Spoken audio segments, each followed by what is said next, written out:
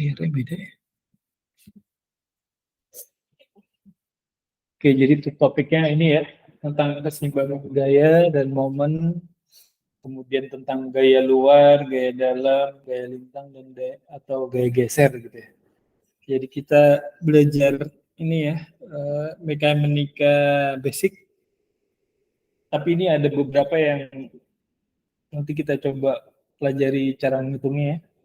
Ini kebetulan materinya manual, jadi nanti dipelajarinya ngitungnya.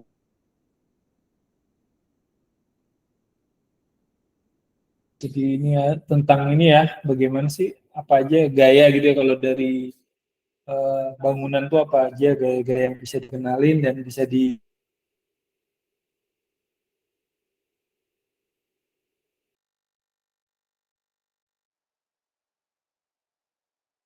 ya, jadi keseimbangan gaya atau momen gaya dalam mekanika teknik diartikan sebagai beban yang bekerja pada suatu konstruksi.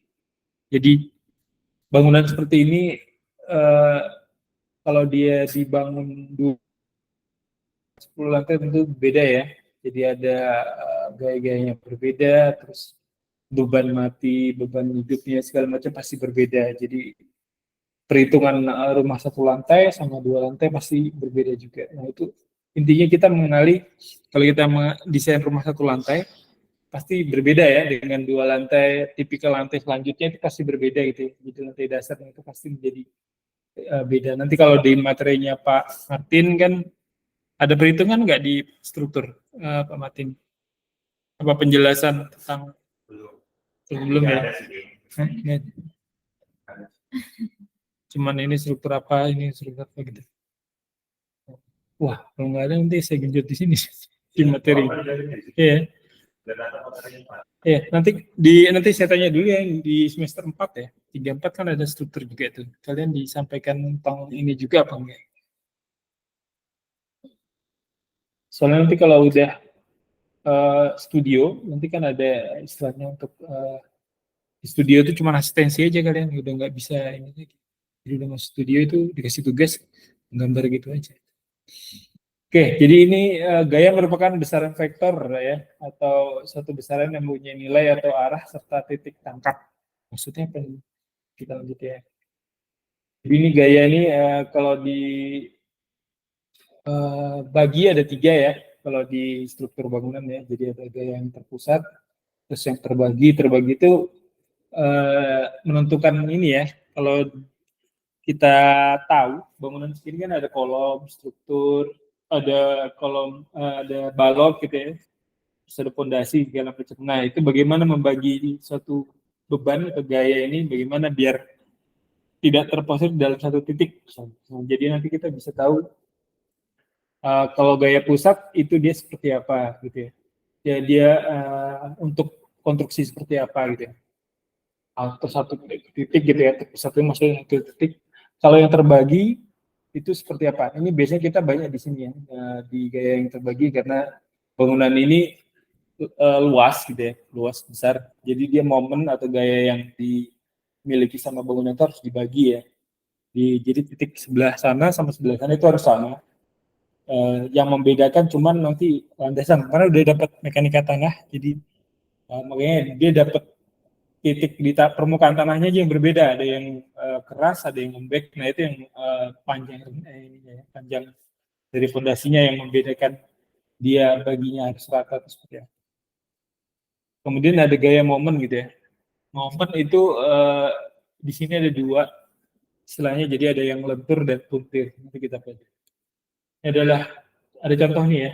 Jadi ilustrasi kalau suatu struktur atau objek gitu ya, kemudian dia mendapat gaya. Nah ini biasanya kalau kita lihat seperti ini dia dapat gaya apa nih? Daya tekan, tarik atau apa? Ini ya. Ya reaksinya dia ke arah sini. Tarik. Nah ya, gimana ini? Jadi dia jadi merenggang gitu ya. Nah, jadi dia, istilahnya dia kalau dari besar objeknya tetap sama, ya lebarnya tetap sama, bentangannya tetap sama. tapi dia mendapat reaksi yang dari atas ini. Di atas yang ini dia ada gambar gayanya nih, tahap tersebut. Jadi bereaksinya dia bisa turun, ini dia bisa turun dikit ya. Bisa juga dia bereaksi karena ini yang maksud gaya-gayanya ya. Jadi dia kalau ini kira-kira dia terpusat atau terbagi? Terpusat ya, karena titiknya itu cuma satu di tengah ya. Cuman dia nanti bereaksinya dia membagi ke kanan atau ke kiri gitu ya. Jadi tumpuan di kanan atau di kirinya ini yang membedakan. Oke, kemudian ini ada lagi. Ini kasusnya sama nih. Jadi ada plat lantai. Ini kita asumsinya kita ini baja aja nih. Ketika ditaruh di pojok, reaksinya pasti yang tengah ya, lembut ya. Nah, dari sana lentur ya, jadi bawahnya ini lembut. Kemudian ada pergerak, kalau ditaruh di tengah, dia ada istilahnya lintir ya, jadi di sebelah kanan ini dia melintir. Pojok-pojoknya dia melintir. Jadi ada reaksi lah. Jadi kalau ada satu plat lantai, kemudian strukturnya diletakin di satu tempat, itu ada reaksi. Nah, itu yang kita perlu hitung. Gitu. Jadi,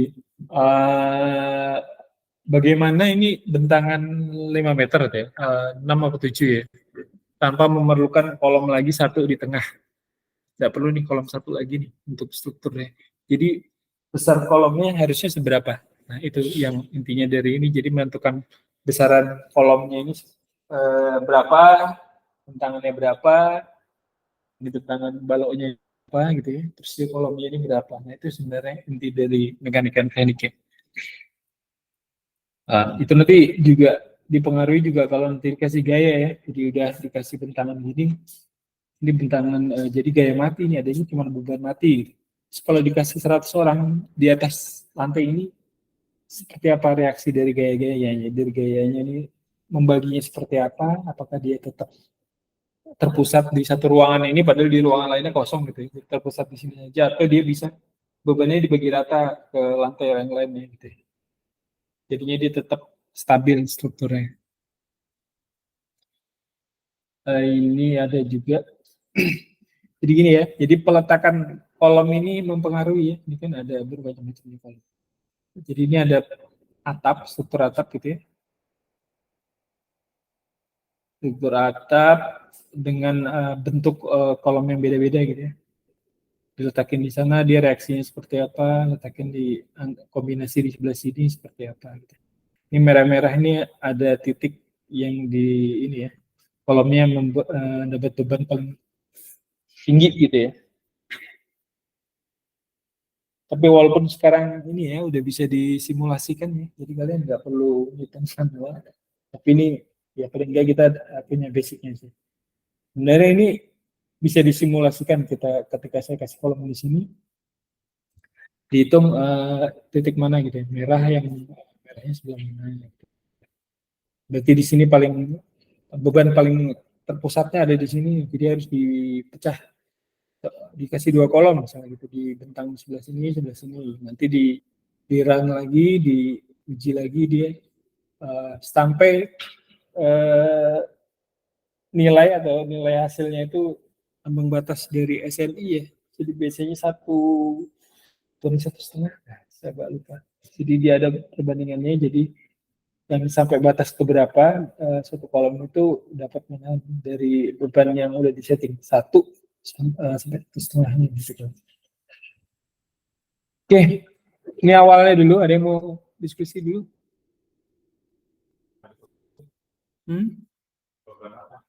Yang mana?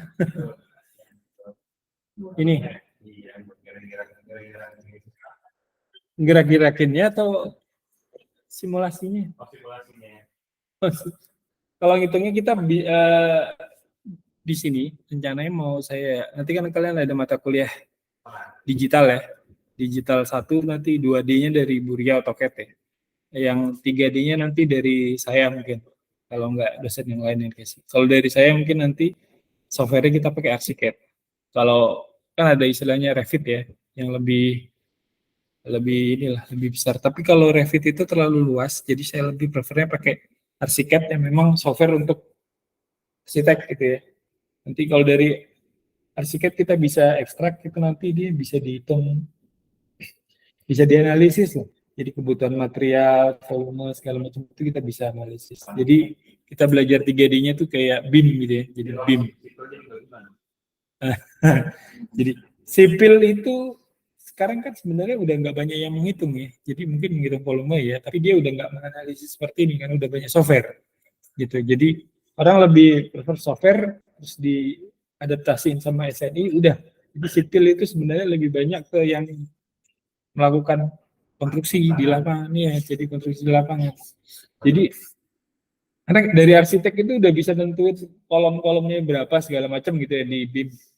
Otomatis di run gitu dia udah bisa. Berarti kan ya udah nggak ada masalah lagi. Kalau dulu kan harus dihitung manual berarti ya mungkin dia ada masukan dari owner budgetnya dikurangin. Terus mau diturunin itu struktur. Biasanya kan paling tinggi itu struktur ya. Lot ini dari satu bangunan itu paling tingginya di struktur. Nah itu mau dikecilin misalnya ya strukturnya yang sampai batas teknik sipil itu seberapa gitu. Ya nanti tim sipilnya menghitung. Jadi kalau di PBG itu